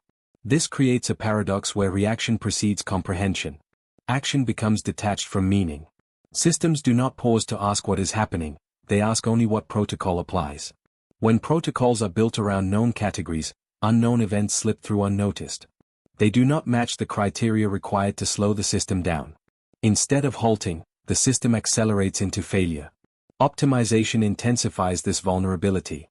Every inefficiency removed tightens coupling between components. Processes are streamlined to reduce waste, but waste is often where resilience hides. Redundancy, delay, and excess capacity are reframed as liabilities rather than safeguards. The system becomes elegant, precise, and brittle. It performs flawlessly under expected conditions and catastrophically under unexpected ones. Shock absorption is not designed into optimized systems. It is engineered out. Buffers are trimmed. Margins are reduced. Error tolerance narrows. The system assumes continuity because continuity has always been present. When disruption arrives, there is no room to bend. Only room to break. Preparedness is often measured in response time. How quickly can alerts be issued? How fast can systems reboot? How rapidly can resources be deployed? These metrics create confidence, but they measure execution, not recognition. A system can respond instantly and still respond incorrectly. Speed amplifies whatever assumptions are already embedded. If those assumptions are wrong, rapid response only accelerates damage. This is why modern failures often feel sudden. Not because warning signs were absent, but because the system moved too quickly to register them. Signals appeared briefly and were overridden by automated correction. Anomalies were normalized. Deviations were absorbed. The system corrected itself into collapse. Civilizations do not usually fall because they fail to act. They fall because they act too narrowly. They respond to the wrong problem with increasing efficiency. They optimize solutions for threats that no longer apply. When the true threat emerges, it does not trigger the expected response. It triggers confusion. Confusion is costly in fast systems. There is no space for uncertainty to breathe. Doubt is treated as malfunction. Questions are postponed. Clarification is deferred. By the time understanding emerges, the system has already committed itself to a path it cannot reverse. Ancient societies lived closer to uncertainty. They lacked the tools to eliminate it. As a result, they developed cultural behaviors that absorbed shock. Movement was easier. Abandonment was acceptable. Adaptation did not require justification. Survival did not depend on precision. Modern societies depend on precision to function. Deviation threatens stability. Flexibility is constrained by scale. The larger the system, the harder it is to pivot. The more interconnected it becomes, the more costly any single change appears. This encourages inertia. Inertia feels safe until it becomes fatal. Rare events exploit this inertia. They do not need to be powerful. They need only to arrive outside expectation. Once they do, the system hesitates just long enough for damage to compound. Each delay is small. Each decision defensible. The outcome irreversible. Afterward, analysis reconstructs the failure as a sequence of identifiable mistakes. Lessons are documented. Safeguards are proposed. The system evolves. But evolution occurs after loss, not before. Preparedness remains reactive, not anticipatory. This is the quiet pattern running beneath history. Civilizations survive not because they eliminate risk, but because risk has not yet aligned against them. When it does, survival depends less on knowledge than on humility. The willingness to act without certainty. The willingness to slow down when speed feels necessary. The willingness to preserve inefficiency where efficiency threatens resilience. The past does not warn loudly. It leaves gaps. Silences. Absences that feel benign. Modern systems interpret those absences as proof of safety. In doing so, they repeat the oldest mistake in history, confusing what has not happened with what cannot happen. Part 5b ends not with a prediction, but with a recognition. That the most advanced systems ever built may also be the most fragile, not because they are weak, but because they are confident. And confidence, when untested, is indistinguishable from blindness. What ultimately determines the fate of a civilization is not intelligence, technology, or even power. It is the relationship that civilization maintains with uncertainty. Not how well it explains the world, but how honestly it admits what it does not understand. Throughout history, societies that survived long periods of stability often mistook that stability for comprehension. They believed that because their systems endured, those systems were correct. Over time, this belief hardened into doctrine. Once doctrine forms, curiosity fades. And when curiosity fades, risk multiplies. Modern civilization is built on explanation. Every process is categorized. Every outcome is assigned a cause. Every anomaly is labeled, logged, and archived. This creates the impression of mastery. But mastery requires limits, and limits require humility. Without humility, explanation becomes a substitute for understanding. The more language a system develops to describe reality, the easier it becomes to confuse description with control. Ancient societies lacked this vocabulary. When something occurred beyond their comprehension, they did not attempt to force it into coherence. They adapted behavior instead. Land was avoided. Routes were changed. Customs emerged. Fear was encoded into practice. These adaptations were not elegant, but they were resilient. They did not depend on knowing why. They depended on accepting that something had happened, and that its repetition could not be ruled out. Modern systems resist this kind of acceptance. They require justification. They demand mechanisms. They insist on repeatability. If an event cannot be reproduced, it is treated as irrelevant. If it cannot be explained, it is classified as noise. This insistence creates a dangerous gap between recognition and response. Rare events occupy that gap. They exist long enough to matter, but not long enough to be studied before their consequences unfold. Responsibility within such systems becomes diffuse. No single actor feels accountable for uncertainty itself. Responsibility is assigned to outcomes, not to assumptions. When assumptions fail, they are quietly replaced, not questioned. This allows the system to continue functioning while carrying the same vulnerabilities forward. Lessons are learned narrowly. Adaptation is incremental. The foundational structure remains untouched. Ethics, in this context, become procedural. They focus on compliance rather than consequence. A decision is considered ethical if it follows protocol, even if the protocol itself is inadequate. This creates moral insulation. Individuals act correctly within a flawed framework and feel absolved of responsibility for the result. The system, not the actor, is blamed. But systems do not possess conscience. They only reflect the values embedded within them. The greatest ethical challenge of rare catastrophic risk is not prevention. It is acknowledgement. Acknowledging that some dangers cannot be quantified without losing credibility. Acknowledging that preparedness may require action without proof. Acknowledging that absence of evidence is not evidence of absence. These acknowledgements threaten institutional stability. They introduce doubt into systems designed to project confidence. As a result, they are resisted. Public trust complicates this further. Societies expect reassurance. Leaders are rewarded for certainty. Ambiguity is interpreted as weakness. To maintain legitimacy, institutions often downplay uncertainty. They frame risk as manageable, even when it is not fully understood. This protects social cohesion in the short term while increasing vulnerability in the long term. The price of honesty appears higher than the price of silence. Yet silence carries its own cost. It conditions populations to expect continuity. It trains behavior around stability. When disruption arrives, the psychological shock compounds the physical one. People do not merely face danger, they face betrayal of expectation. This betrayal accelerates breakdown.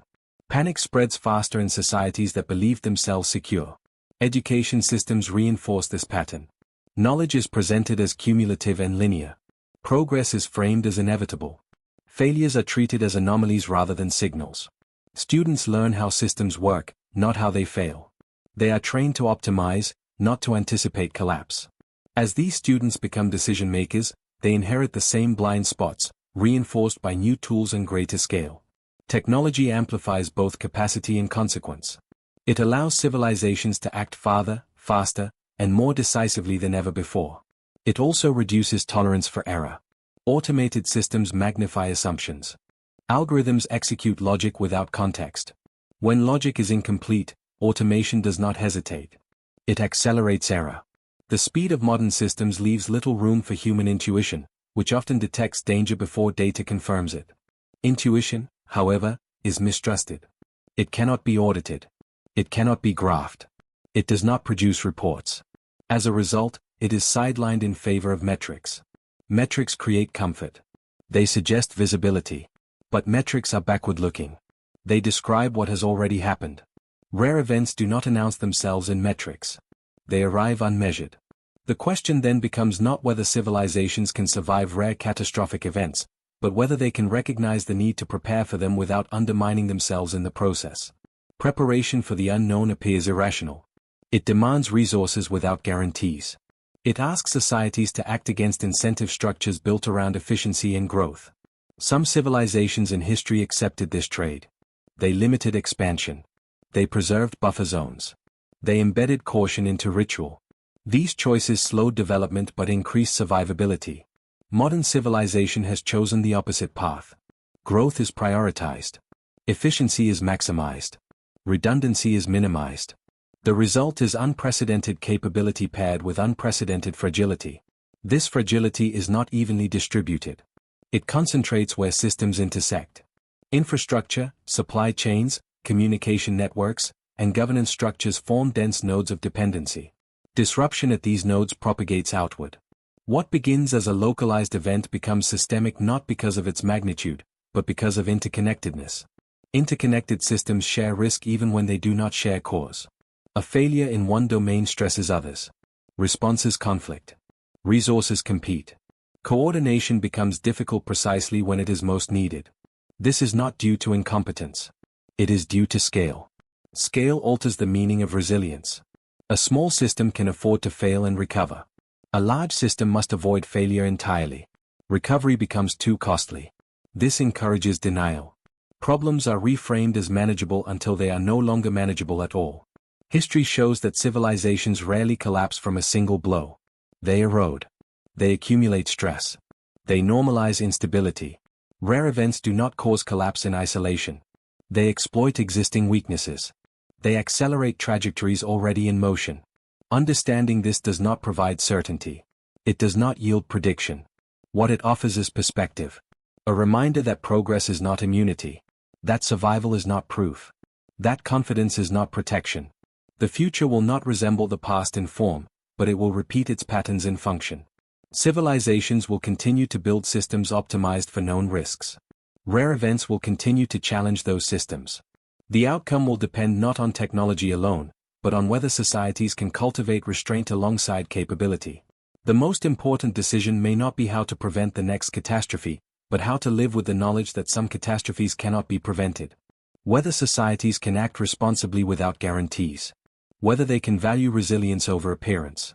Whether they can accept uncertainty without surrendering to fear. In the end, the question is not what destroyed past civilizations. It is what they failed to imagine. And whether modern civilization, armed with unprecedented knowledge, will repeat that failure in a more elaborate form. As civilizations grow more capable, they also grow more convinced that capability equals security. This belief is subtle. It does not announce itself as arrogance. It presents itself as planning, forecasting, and preparedness. It speaks the language of risk management and resilience. Yet beneath that language lies an assumption rarely examined, that the future will behave in ways that systems already understand. This assumption does not come from ignorance. It comes from success. Systems that function well reinforce trust in their own structure. Each crisis navigated becomes evidence that the framework works. Each recovery strengthens confidence. Over time, this confidence shifts from conditional to absolute. The system stops asking whether it survived by design or by chance. Chance is uncomfortable to acknowledge. It undermines authority. It destabilizes narratives of control. So it is quietly removed from the story. Survival is attributed to foresight, competence, and planning. Near misses are reframed as demonstrations of strength rather than warnings of vulnerability. This reframing alters how future risks are evaluated. Events that do not resemble past failures are treated as less serious. Scenarios that cannot be modeled are deprioritized.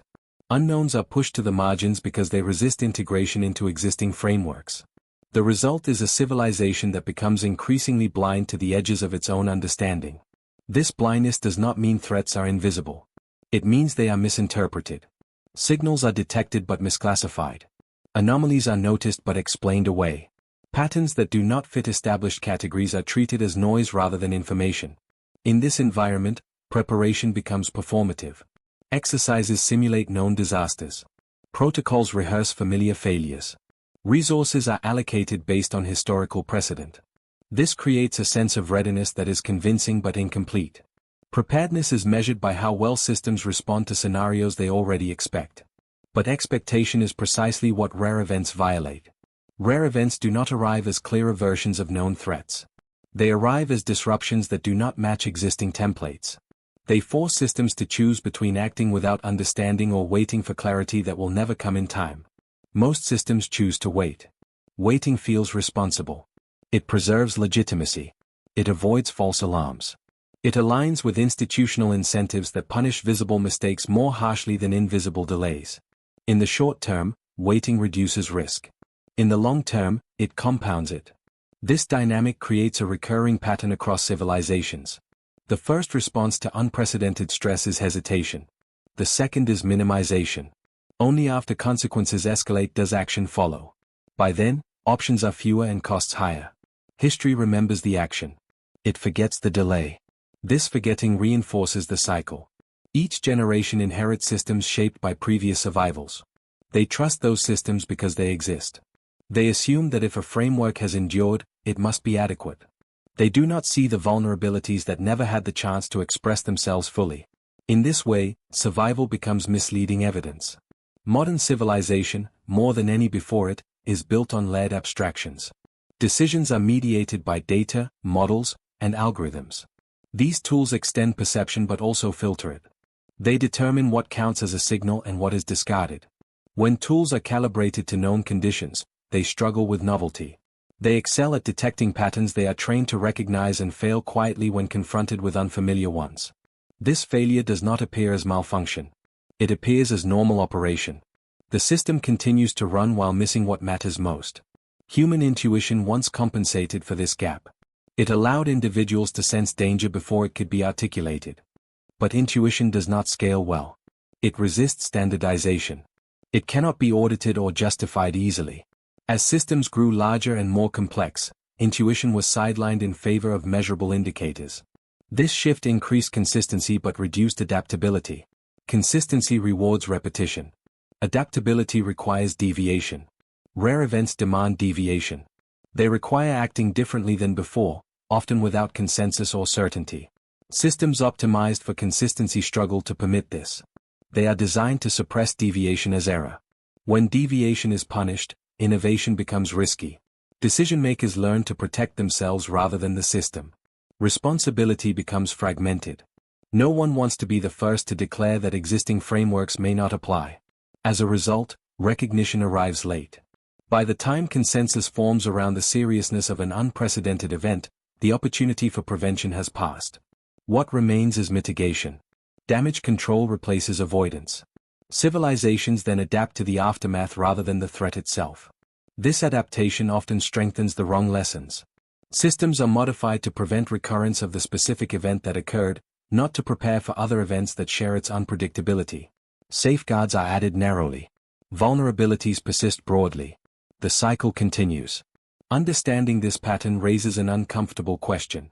If civilizations repeatedly fail to anticipate rare catastrophic risks, is the failure unavoidable? Or is it a product of choices embedded deep within how societies organize knowledge, authority, and responsibility? The answer lies not in intelligence but in values. Civilizations that prioritize efficiency over resilience will always struggle with rare events. Efficiency minimizes redundancy. It compresses timelines. It reduces slack.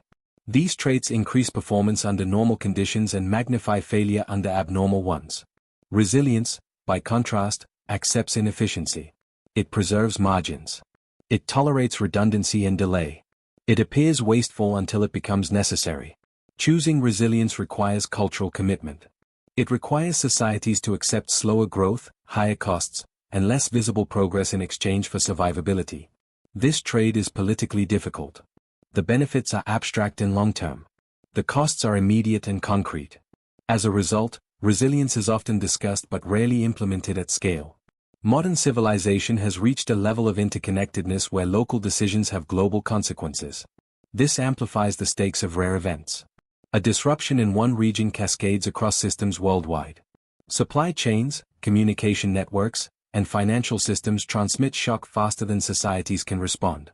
Interdependence increases vulnerability not because connections exist, but because those connections are optimized for speed and efficiency rather than shock absorption. In tightly coupled systems, failure propagates faster than understanding. This reality forces a reckoning. Civilizations can continue to optimize for growth and efficiency, accepting the risk of catastrophic failure as an acceptable trade. Or they can reevaluate the assumptions that define success. This reevaluation is not technological. It is philosophical. It asks whether progress should be measured solely by expansion and capability, or by the ability to endure uncertainty without collapse. It challenges the belief that knowledge eliminates risk. It suggests that some dangers persist precisely because they resist comprehension. Part 6 does not offer a solution because solutions imply closure. Instead, it offers a reframing. A shift from asking how civilizations fail to asking why they repeatedly misjudge what failure looks like. The past does not accuse the present. It mirrors it. Ancient societies encoded fear into ritual because they lacked explanation. Modern societies encode explanation into systems because they fear uncertainty. Both approaches carry risk. The difference lies in flexibility. Ritual could change. Systems resist change. As civilization moves forward, its greatest test will not be whether it can predict the next rare event, but whether it can create structures that remain functional when prediction fails. That requires humility at scale. A willingness to admit limits. A tolerance for ambiguity. And the courage to act without full certainty. These qualities are not easily institutionalized. They conflict with incentives that reward confidence, speed, and decisiveness. Yet without them, civilizations remain exposed to the same pattern that has shaped history again and again. Survival is not guaranteed by advancement. It is negotiated continuously with forces that do not announce themselves. And the negotiation is never finished. One of the most persistent myths modern civilization holds is that awareness alone creates safety. That once a risk is named, it becomes manageable. That articulation equals containment. History suggests the opposite. Naming a danger often creates the illusion that it has been domesticated. Once a threat has language, it feels smaller. Once it fits into a category, it feels bounded. This psychological compression is comforting, but it is also misleading. Civilizations rarely fail because they ignore danger entirely.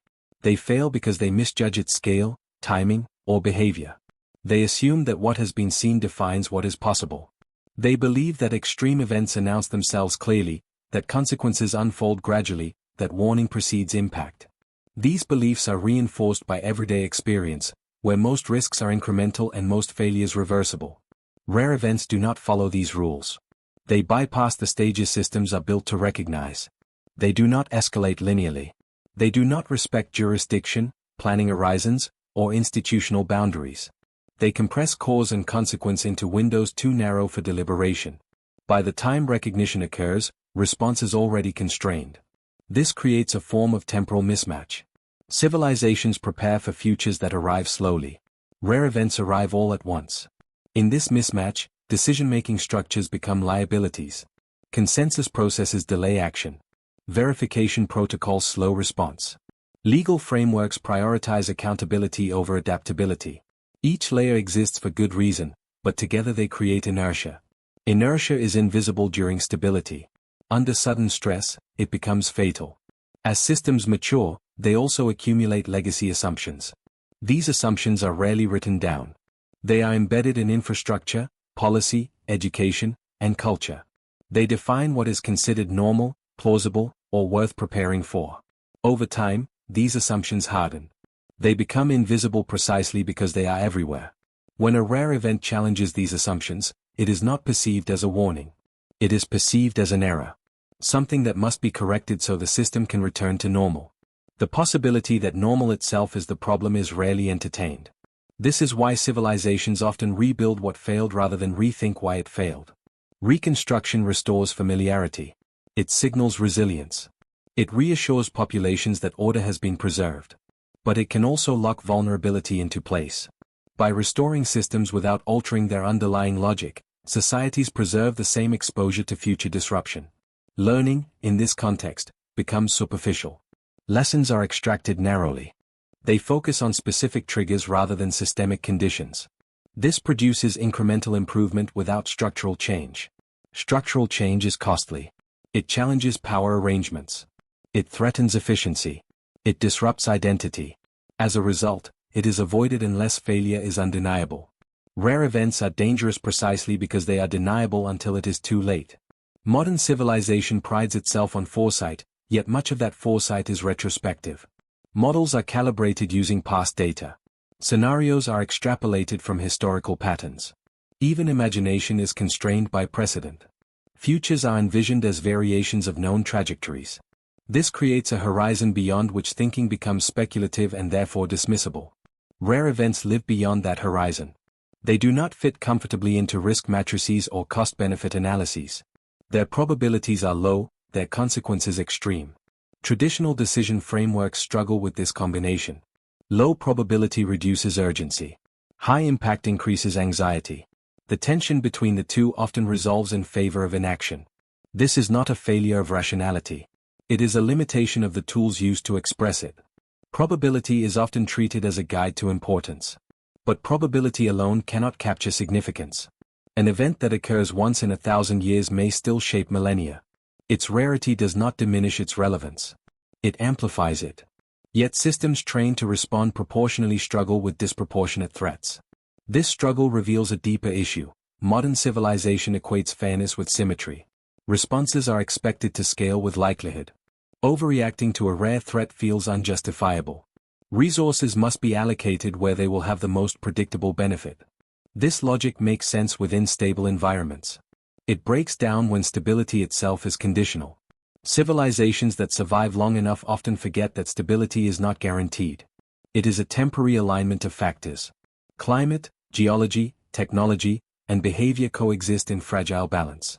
Rare events disrupt that balance not by overpowering it, but by exploiting its dependencies.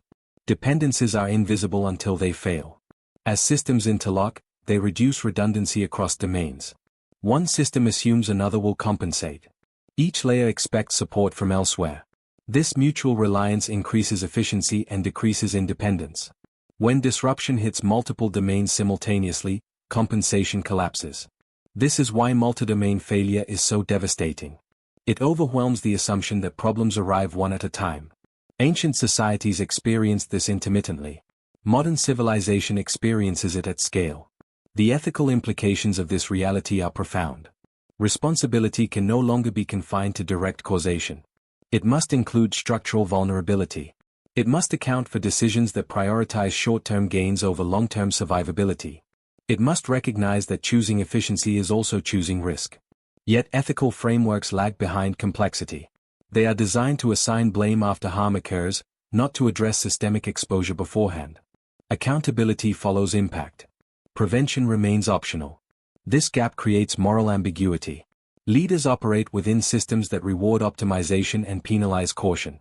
Acting against those incentives requires not just foresight, but courage. Courage to accept criticism for decisions whose benefits may never be visible. Invisible success is difficult to defend. This is why civilizations struggle to invest in resilience. When resilience works, nothing happens. No crisis occurs. No dramatic recovery follows. The absence of disaster becomes indistinguishable from luck. Luck, unlike success, cannot be claimed. As a result, societies often gamble without acknowledging they are gambling. They assume continuity because continuity has held. They treat the future as an extension of the present, adjusted slightly for progress. Rare events interrupt this narrative violently. They expose the fragility beneath confidence. They reveal that systems designed to maximize control may be least capable of adapting when control fails. This does not mean modern civilization is doomed. It means its survival depends on choices that are not yet culturally normalized. Choices that favor redundancy over optimization, humility over certainty, adaptability over precision. These choices are not technological. They are philosophical. They require rethinking what it means to be advanced. Whether advancement is measured by how much can be built, or by how much can be lost without collapse.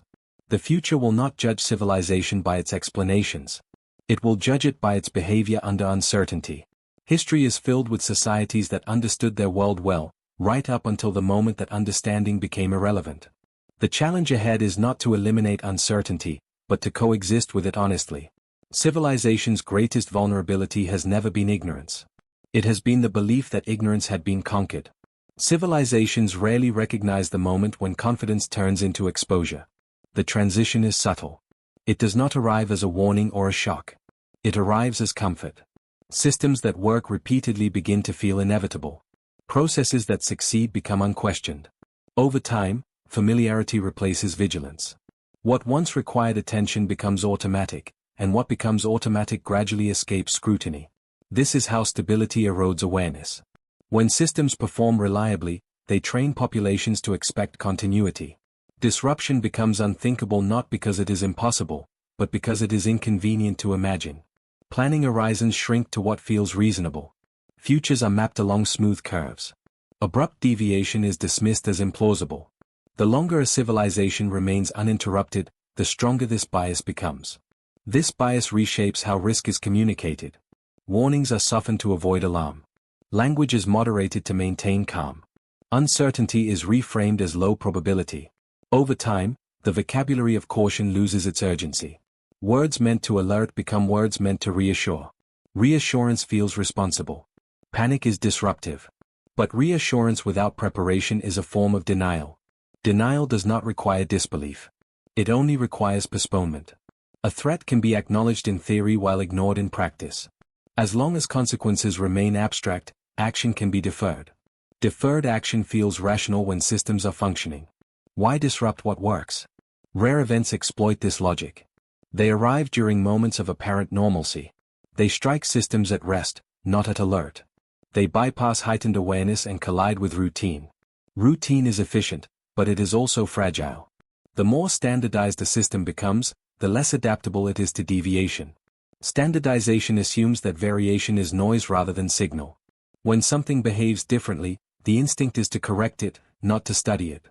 Correction restores order quickly, but it may also erase the only warning available. This is why early indicators of rare disruption are often misread. Systems are designed to normalize variance, not to preserve it. Anomalies are smoothed out. Outliers are filtered. The data looks clean, even as reality becomes unstable. By the time instability becomes undeniable, it has already propagated. Civilizations often interpret this phase as sudden collapse. In reality, collapse is rarely sudden. It is delayed recognition catching up with accumulated stress. What appears abrupt is the moment when denial can no longer be maintained. At that point, response becomes frantic. Emergency measures are introduced. Authority centralizes. Controls tighten. Communication accelerates. These actions may slow damage, but they rarely reverse it. The system is now reacting to consequences rather than causes. Post-crisis narratives often focus on response. What was done? How quickly? How effectively? Less attention is paid to why recognition came so late. Delay is harder to confront than failure. Failure can be attributed to external forces. Delay implicates internal judgment. So delay is minimized in the story. This selective memory reinforces the cycle. Each recovery strengthens belief in resilience without addressing vulnerability. Each survival becomes proof that the system can handle anything. The absence of catastrophe is mistaken for preparedness. Preparedness, however, is not demonstrated by survival alone. It is demonstrated by how much damage is avoided, not by how much is endured. This distinction is often lost. Modern civilization measures success by recovery metrics. How fast systems bounce back. How quickly growth resumes. How effectively order is restored. These metrics reward robustness after failure, not fragility before it. Yet true resilience lies upstream. It exists in choices made long before disruption. It resides in margins, buffers, redundancies, and restraint. These features are difficult to justify during prosperity. They appear inefficient. They slow progress. They consume resources without visible return. As a result, they are often sacrificed. The irony is that the more complex a civilization becomes, the more it depends on such features. Complexity increases interdependence. Interdependence amplifies consequences. Small failures ripple outward. Local disturbances escalate into systemic crises. This amplification does not require malicious intent or extraordinary force. It only requires alignment. When multiple stresses converge, systems optimized for normal conditions falter. Rare events are not singular by nature. They often arrive in clusters. One disruption weakens defenses. Another exploits the opening. The sequence overwhelms capacity. Preparedness plans built around isolated scenarios prove inadequate. History contains many examples of such convergence, though they are rarely framed that way. Narratives isolate causes because isolation simplifies explanation. But reality is entangled. Failures compound across domains. Modern analysis recognizes this in theory but struggles to incorporate it in practice. Multi-risk frameworks exist, but they are difficult to operationalize. They challenge compartmentalized governance. They require coordination across institutions with conflicting incentives. Coordination is costly. It demands trust, transparency, and shared sacrifice. These qualities are difficult to sustain without immediate threat. When threat is distant or abstract, cooperation erodes. This erosion further increases vulnerability. Civilizations that endure over long periods often develop rigid identities. They define themselves by what they have built, not by what they have avoided. Progress becomes part of collective self-worth. Questioning the trajectory feels like betrayal. This cultural inertia resists adaptation. Warnings that imply structural change are perceived as attacks on identity. The messenger becomes the problem. The message is sidelined. In this environment, expertise can become isolating. Specialists understand specific risks deeply but lack authority to influence systemic change. Their warnings compete with political, economic, and social priorities. When trade-offs are required, long-term abstract risk loses to short-term concrete benefit. This is not irrational. It is human. Civilizations are collections of individuals responding to incentives. Expecting them to prioritize distant threats over immediate needs requires cultural alignment that is rare and fragile. It must be cultivated deliberately. Such cultivation often follows catastrophe. Fear temporarily unifies action. After disaster, societies become willing to accept inefficiency, regulation, and restraint. But as memory fades, these commitments weaken. Preparedness declines. The cycle resets. This rhythm has repeated across history. The difference today lies in scale and speed. Modern civilization operates faster and reaches farther than any before it. Its systems are more interconnected. Its dependencies more intricate. Its margin for error smaller. This amplifies both achievement and risk. It also raises the stakes of miscalculation. A rare event that might once have affected a region can now affect the entire system. Local adaptation is no longer sufficient. Vulnerability is shared. This shared vulnerability challenges traditional notions of sovereignty and responsibility. When systems cross borders, so do risks. Preparation becomes a collective problem. Failure becomes collective consequence. Yet governance remains fragmented. Authority is localized. Accountability is national. Risk is global. This mismatch complicates response to rare events. No single entity has the mandate to prepare comprehensively. Coordination requires negotiation. Negotiation takes time. Rare events do not wait. The future will test whether civilization can reconcile this mismatch. Whether it can create structures capable of addressing systemic risk without centralizing power excessively. Whether it can balance autonomy with interdependence. These are not technical questions. They are ethical and political. They involve values, trust, and shared vision. They require societies to confront uncomfortable truths about vulnerability and control. The past offers no blueprint for this challenge. It offers only patterns. patterns of delayed recognition, patterns of reactive adaptation, patterns of resilience purchased at high cost. Recognizing these patterns does not guarantee avoidance. Awareness is necessary but insufficient. Action requires sustained commitment to principles that run counter to prevailing incentives. Restraint in an age of acceleration. Redundancy in an age of optimization. Humility in an age of confidence. These qualities do not emerge naturally from technological advancement. They must be chosen. Civilization stands at a point where its tools have outpaced its assumptions. Its capacity to shape the world exceeds its ability to anticipate the consequences of that shaping. Rare events exploit this gap. They reveal the limits of control and the cost of complacency. The question is not whether rare disruptions will occur. History suggests they will. The question is whether civilization can learn to treat uncertainty as a permanent condition rather than a temporary problem to be solved. If it can, survival becomes more than chance. It becomes a practice. If it cannot, progress will continue until it is interrupted, and interruption will arrive without warning. In the end, civilizations are not judged by what they knew, but by what they chose to ignore. Knowledge has always been abundant. Warnings have never been absent. What changes across eras is not the presence of danger, but the willingness to sit with discomfort long enough to act before certainty arrives. Every society believes it stands at the peak of understanding. Every era feels uniquely advanced. And yet, when historians look backward, they do not see inevitability. They see patterns repeating with new vocabulary. Confidence replacing caution. Complexity replacing wisdom. Control replacing humility. The past is not primitive. It is unfinished. Ancient civilizations left ruins, but they also left silences. Spaces where something happened that could not be explained, only avoided. Those silences were not ignorance. They were restraint. A recognition that some forces were better respected than named. Modern civilization filled those silences with language. It explained, categorized, and optimized. In doing so, it gained extraordinary power. But power carries a hidden cost, the belief that explanation is equivalent to safety. It is not. Safety does not come from knowing everything. It comes from accepting that some things cannot be known in time. Rare events do not defeat civilizations because they are violent. They defeat them because they are inconvenient. They refuse to fit into plans. They do not wait for consensus. They do not arrive with credentials. They interrupt stories mid-sentence. And when they do, the question is never whether the event was predictable. The question is whether the civilization left itself room to respond when prediction failed. Most do not. They build tightly. They connect deeply. They optimize relentlessly. They remove slack. They reward certainty. They punish hesitation. They mistake speed for readiness and confidence for resilience.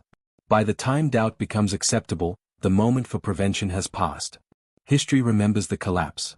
It forgets the moment when a different choice was still possible. That moment is always quiet. It does not announce itself as destiny. It appears as an uncomfortable option, a costly precaution, an unpopular delay. It looks like inefficiency. It feels like fear. It requires restraint when momentum demands movement. Few civilizations choose restraint. Those that do rarely receive credit.